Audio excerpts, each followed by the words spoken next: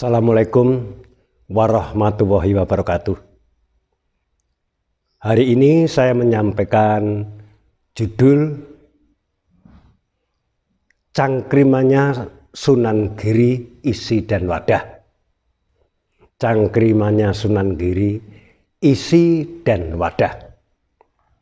Kisahnya begini, terjadilah peperangan antara Mataram dan Madiun di perbatasan, yaitu di daerah Mantingan, Gendingan. Terjadi peperangan yang besar antara prajurit dari Mataram, duta dari Panembahan Senopati, dan prajurit dari Madiun, duta daripada Panembahan Ronggojumeno dari Madiun.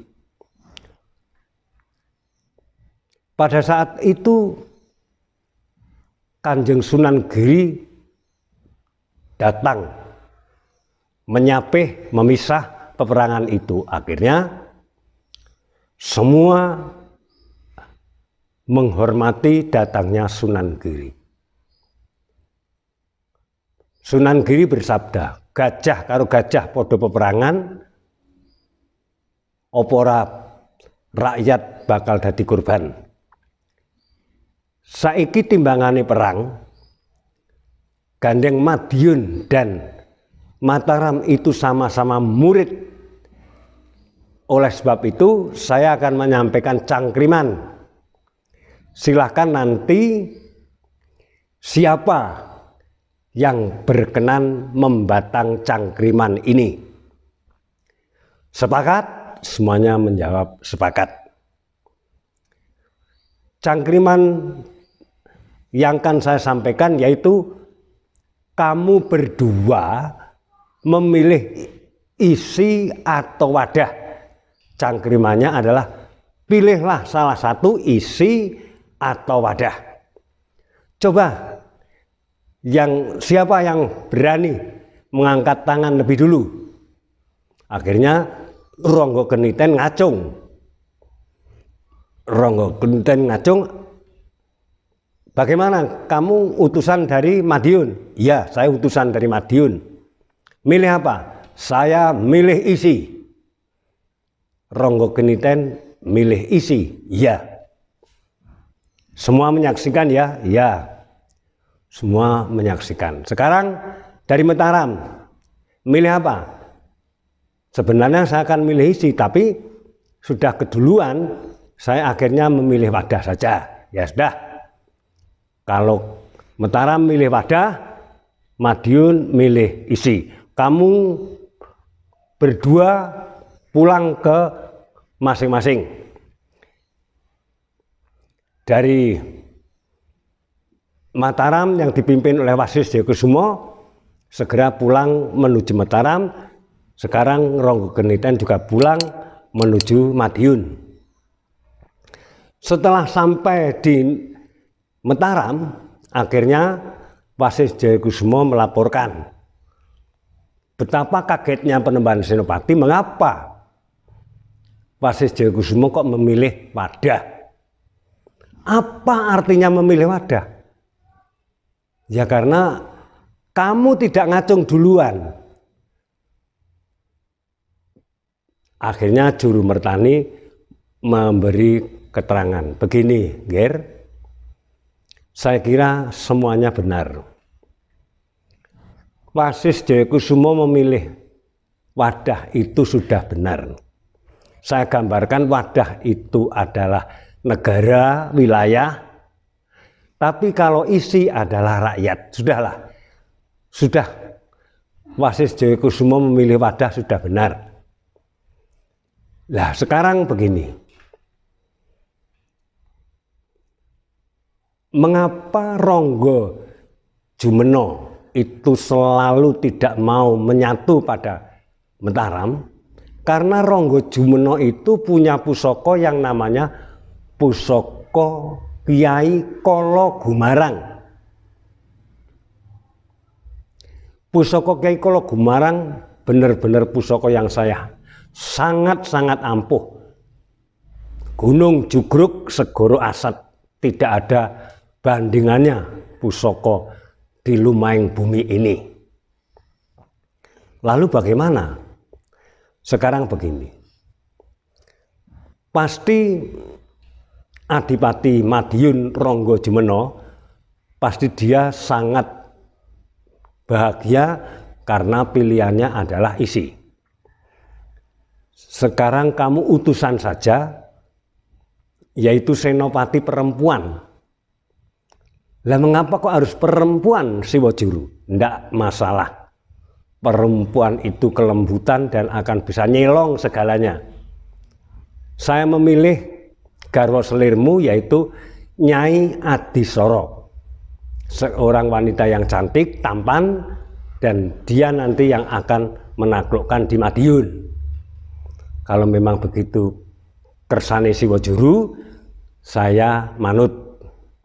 Akhirnya Nyai Adisara berangkat ke Madiun dengan membawa sekar taman yang sudah dimasukkan dalam air di baskom dan juga membawa gulungan kertas tondo manungkul, membawa deluang yang tertulis tondo manungkul yang isinya mengutarakan bahwa Penembahan Senopati sudah manungkul. Keberangkatan daripada Nyai Adisara yang merupakan senopati dari Mataram kaderekke oleh Penembahan Senopati dan para punggawa yang lain.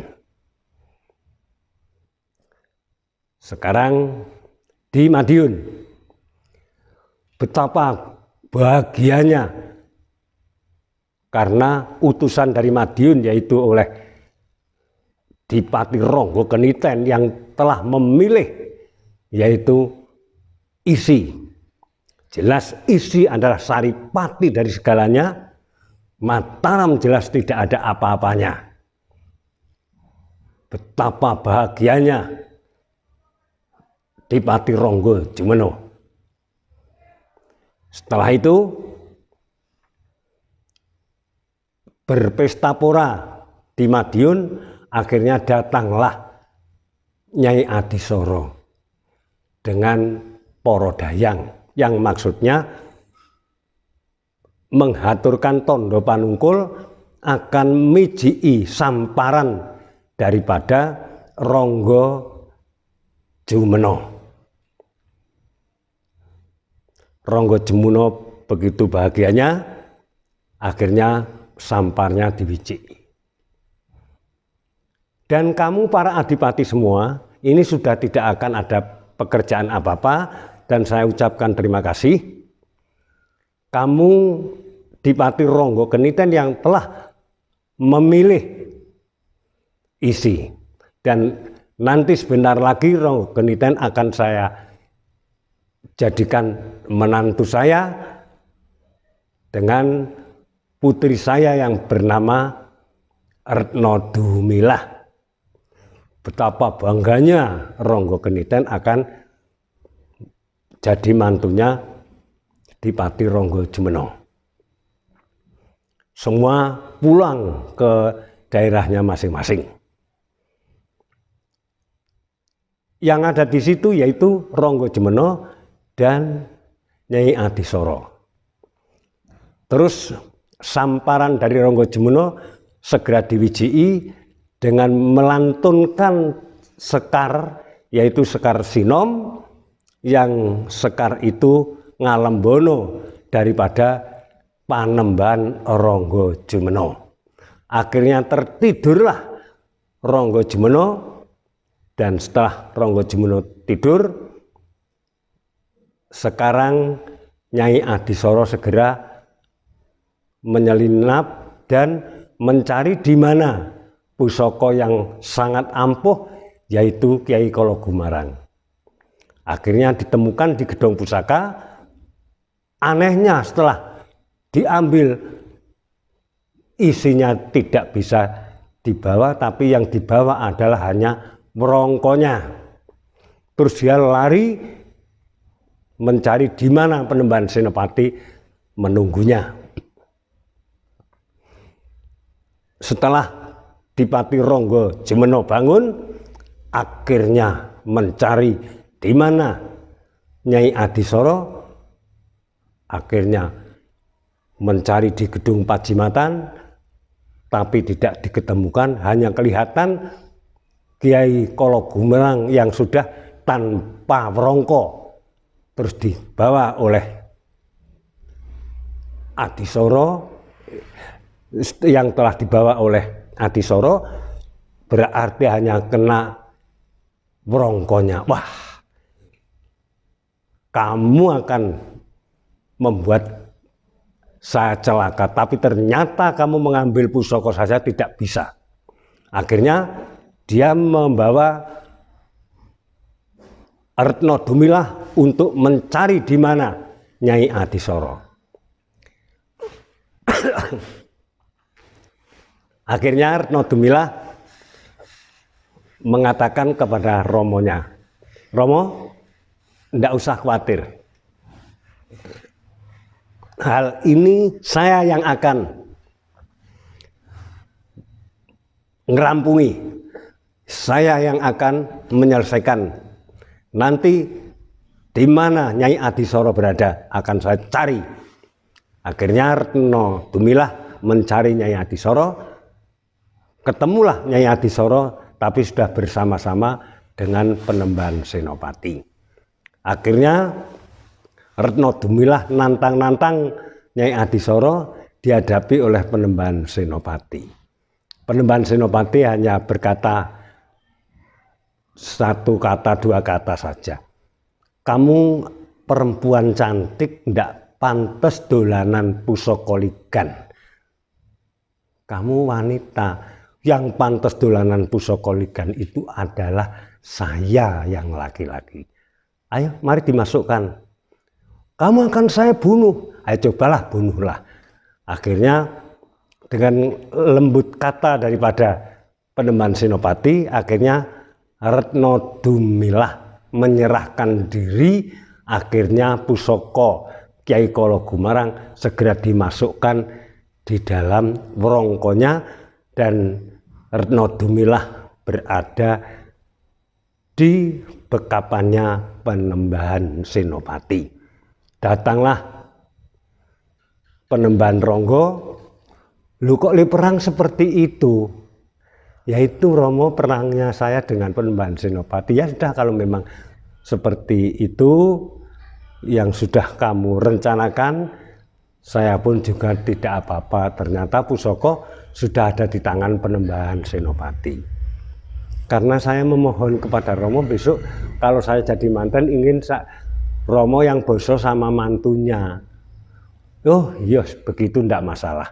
Udahlah, kalau memang begitu, Kiai Kolo Gumerang sudah masuk pada werangkanya, yang akhirnya Retno Dumilah juga diboyong ke Mataram bersama-sama dengan keluarga besar Mataram. Akhirnya Penemban Ronggo Jemeno pulang ke Madiun dengan gagas, oh ini yang dikehendaki oleh putranya, bahwa ingin sekali dipundhut garwa, Morotuwo harus bersujud kepada menantunya.